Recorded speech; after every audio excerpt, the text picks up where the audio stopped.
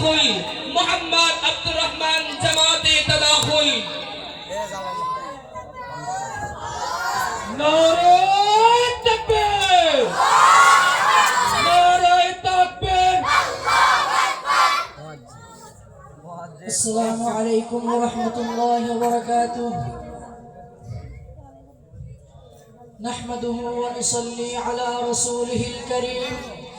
عما بعد، فقد قال الله تعالى: وإذا الموءودة سئلت عن عبد الله بن عمر قال النبي صلى الله عليه وسلم: الدنيا كلها متاع وخير متاع الدنيا المرأة صالحة.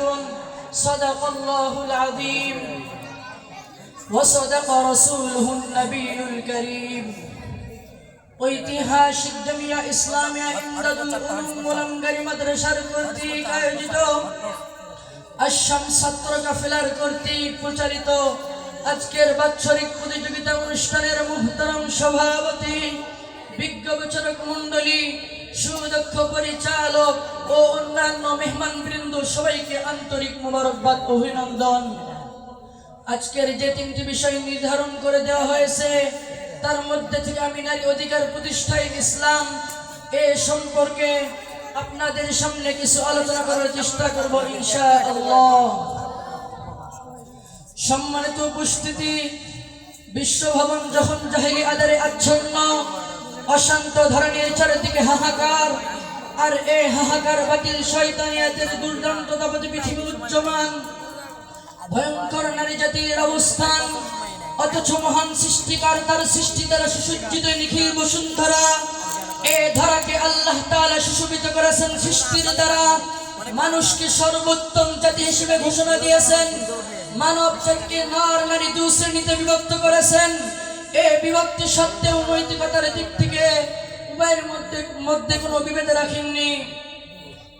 এ মর্মে ইরশাদ হচ্ছে: হুন্না লিবাসুল লাকুম ওয়া আনতুম লিবাসুল লাহুম। সূরা বাকারা 187 নম্বর আয়াত, 2 পারা 7 পৃষ্ঠা। এর অর্থ হচ্ছে তারা তোমাদের পোশাক স্বরূপ আর তোমরা তাদের পোশাক স্বরূপ। অতএব সম্মান ও মর্যাদার দিক থেকে পুরুষ এবং মহিলার মধ্যে মানুষ হিসেবে কোনো বিভেদ নেই। প্রিয় সুধী মণ্ডলী, অন্ধকারের জাহিলি যুগে যে নারীকে জীবিত কবরস্থ করা হতো, সে নারীকে ইসলাম শুধু বাঁচার অধিকার দিয়ে ক্ষান্ত হয়নি, বরং করেছে তাকে মানব জাতির শ্রেষ্ঠত্বের আসনে অধিষ্ঠিত করেছে। অতুলনীয় ভাষণে ভূষিত নারী জন্মের সূচনা হতে তার জীবন যৌবনিকা পর্যন্ত প্রতিটি ক্ষেত্রে ইসলাম তাকে অধিকার দিয়েছে। মহান আল্লাহ তাআলা ইরশাদ করেন: ইয়াহাবু লিমান ইয়াশাউ ইনাসাও ওয়া ইয়াহাবু লিমান ইয়াশাউ যুকুর। সূরা শুআরা 49 নম্বর আয়াত, 25 পারা 7 পৃষ্ঠা। উক্ত আয়াতে আল্লাহ তাআলা কন্যা সন্তানের কথা পূর্বে বলেছেন। নবী করিম সাল্লাল্লাহু আলাইহি ওয়াসাল্লাম বলেন, যার প্রথম সন্তান কন্যা সে সীমাহীন বরকতের অধিকারী।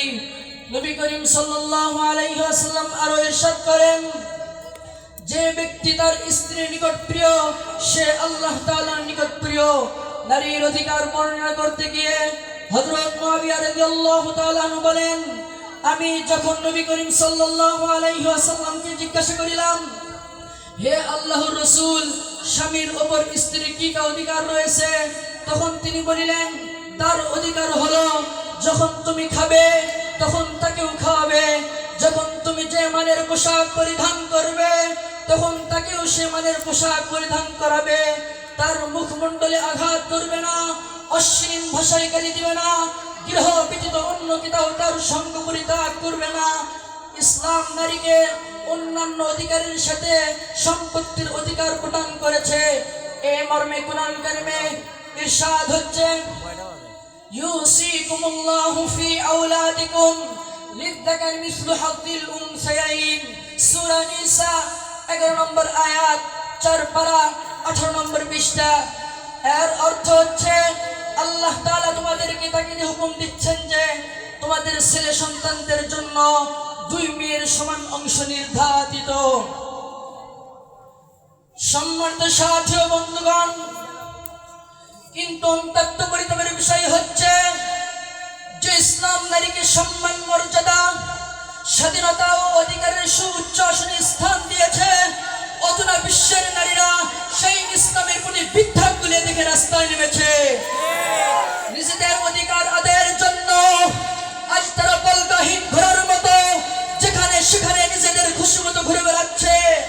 লাজ লজ্জার মাথায় পদাঘাত করে তারা বের হয়ে এসেছে রাস্তাঘাটে, হোটেলে, হাটে বাজারে, ধর্মের বিধান লঙ্ঘন করে, স্বামীর চোখে তুলে দিয়ে, পিতামাতার স্নেহের মায়া পরিত্যাগ করে বখাটে যুবকদের হাতে হাত রেখে অবাধে চলাফেরা করে যাচ্ছে। এটাই কি নারীর স্বাধীনতা? স্বাধীনতা লাভ তো দূরের কথা, বরং স্বাধীনতার নামে নিজেদের মান সম্মান সবই হারাচ্ছে। লাঞ্ছিত বঞ্চিত হচ্ছে পথে পথে, ধর্ষণ, অপহরণ, এসিড নিক্ষেপ ইত্যাদির মুখে শিকার হচ্ছে। এ পরিস্থিতি আমাদের সামনে প্রশ্ন দেখা দিয়েছে, কেন নারী জাতি আজ অধিকার বঞ্চিত, লাঞ্ছিত, নির্যাতিত? তাই আসুন গন্তব্যহীন ধ্বংসের দিকে চলমান এই নারী সমাজকে ধ্বংসের হাত থেকে রক্ষা করার জন্য ঐক্যবদ্ধভাবে আমরা সকলে এগিয়ে আসি এবং তাদেরকে বোঝানোর চেষ্টা করি। আল্লাহ তাআলা আমাদেরকে সহায় করুন, আমিন। ওয়া মা আলাইনা ইল্লাল বালাগ। আসসালামু আলাইকুম ওয়া রাহমাতুল্লাহি ওয়া বারাকাতুহু। মাশাআল্লাহ।